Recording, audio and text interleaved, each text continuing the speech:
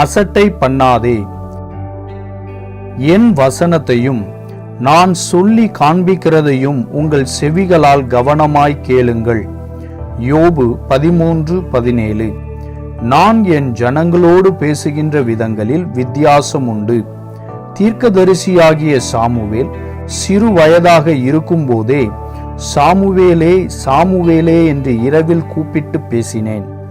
முதலில் என் குரலில் பழக்கம் இல்லாததால் சற்று குழம்பிய பிறகு ஏலியின் வார்த்தையை கேட்டு என் சத்தத்தை புரிந்து கொண்டான். தன்னுடைய சிறு வயதில் இருந்து என் சத்தத்தை கேட்டு பழகியதால் தான் என் ஜனங்களுக்கு ராஜாவை ஏற்படுத்தும் பணியை நான் சாமுவேலிடத்தில் கொடுத்தேன். அன்றைக்கு என்னுடைய சத்தத்தை அசட்டை பண்ணியிருந்தால் சாமுவேலை என்னால் பயன்படுத்தி இருக்க முடியாது.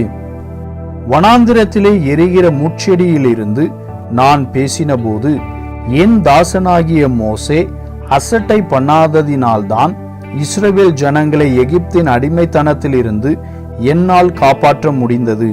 இன்னும் சொல்லிக் கொண்டே போகலாம்.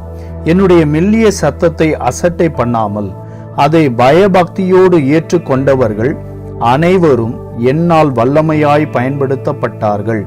ஆகவே நீயும் இன்றே என் மெல்லிய சத்தத்திற்கு செவி சாய்த்திடு. நான் உன்னோடு பேசுவேன். அநேக ஜனங்களை ரட்சிப்பதற்கும் ஆசீர்வதிப்பதற்கும் நான் உன்னை பயன்படுத்துவேன். ஜெபம். பரிசுத்த பிதாவே, உம்முடைய மெல்லிய சத்தத்தை நான் அசட்டை பண்ணாமல் கீழ்ப்படிந்து வாழ எனக்கு கிருபை தாரும். இயேசுவின் நாமத்தில் ஆமென்.